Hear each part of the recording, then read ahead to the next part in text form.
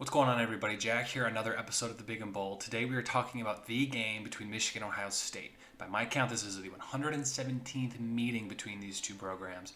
And every year it's the biggest game for both of these teams. But with second-ranked Ohio State and third-ranked Michigan playing essentially for a guaranteed spot in the playoff, there are national implications in this as well. Just how I like it.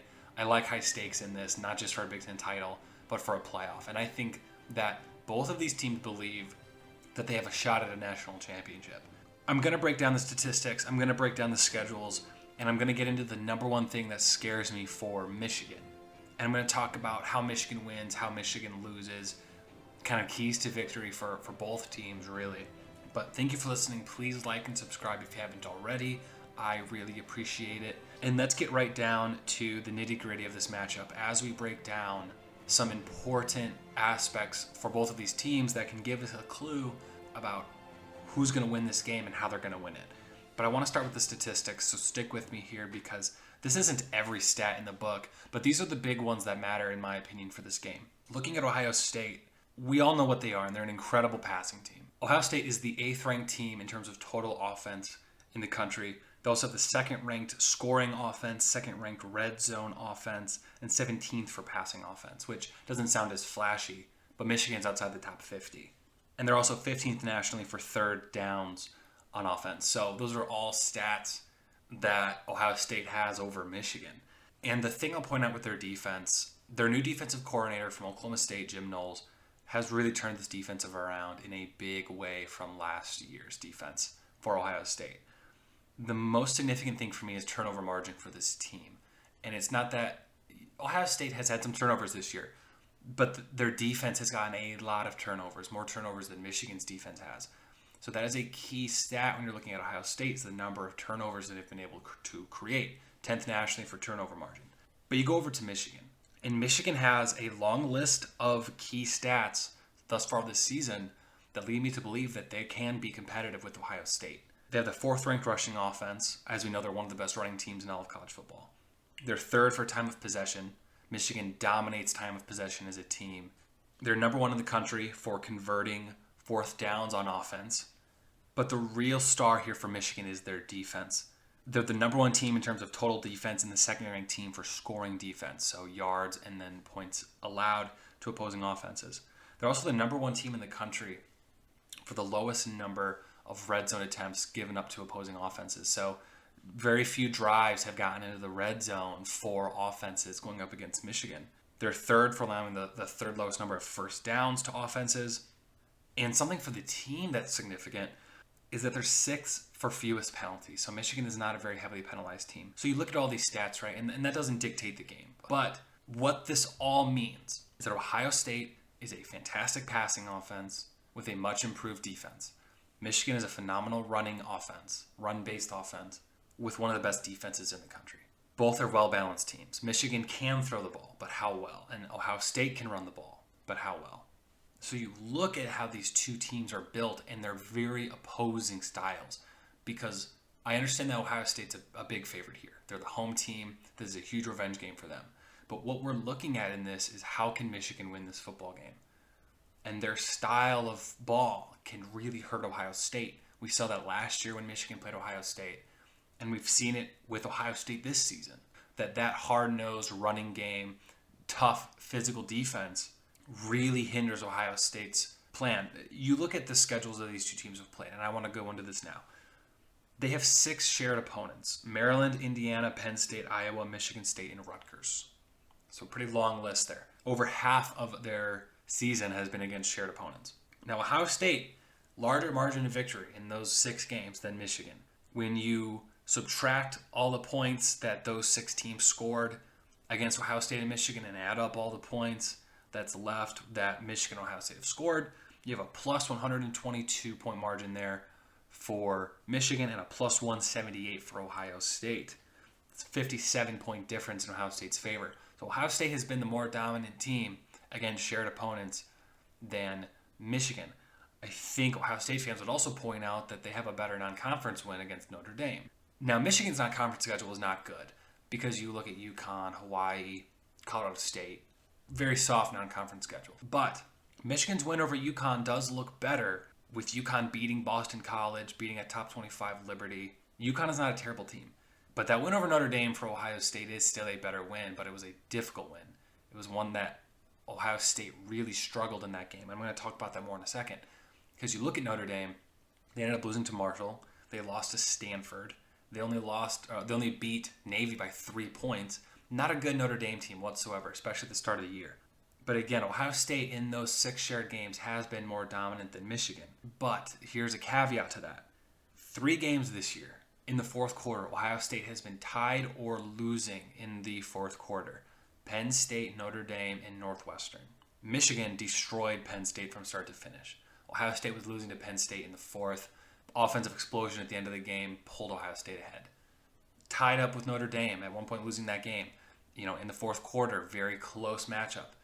Offensive explosion pulled Ohio State ahead. Same thing on the road against Northwestern. Northwestern, worst team in the Big Ten. 1 win so far in the year.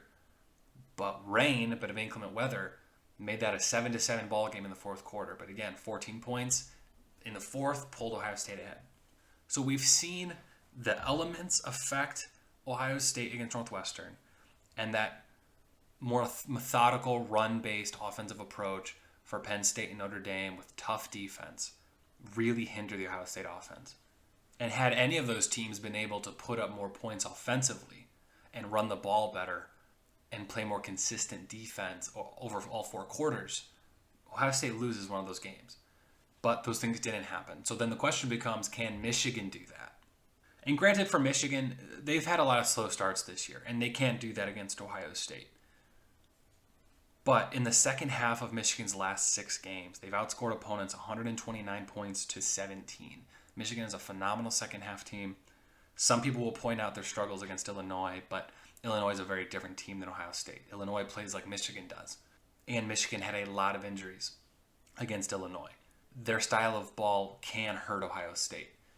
But will Michigan be able to run the ball better than those other teams did? Will they be able to play defense like those other teams did, but do it for all 4 quarters? Is the weather going to be a problem for Ohio State? If you look at the weather report as of today, rain, cold. It's going to be the end of November in Columbus. So how is that weather going to affect the game and affect the Ohio State offense? And I touched on it a second ago. The thing that scares me the most for Michigan is the health of their team. Because Ohio State, despite losing Jackson Smith-Njigba, the best wide receiver in the country at the first game of the season, they haven't skipped a beat with their passing offense. Despite losing both of their running backs at one point, Trayvon Henderson and Mayan Williams, they've been able to somewhat effectively run the football. So Ohio State's banged up too, and they're going to be missing some players for this game.